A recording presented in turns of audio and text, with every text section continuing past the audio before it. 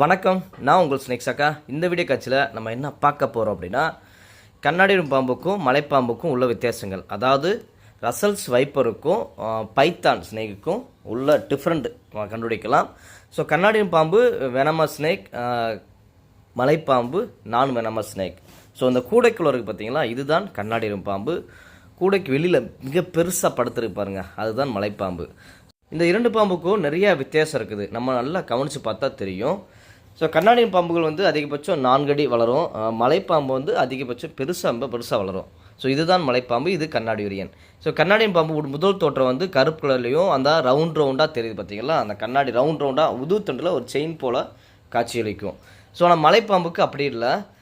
அதாவது அப்படின்னா அந்த ஒரு க்ரீனும் எல்லோவும் கலந்த மாரியா ஒரு வளைவாக இருக்கும், தெரியுதுங்களா. ஸோ இரண்டு பாம்பையும் கவனித்து பார்த்தா நன்றாக தெரியும். ஸோ ஒரு அருமையாக வீடியோ பார்த்தோம். இந்த வீடியோ பிடிச்சவங்க நண்பர்களுக்கு ஷேர் பண்ணுங்கள். மீண்டும் சந்திப்போம். நன்றி.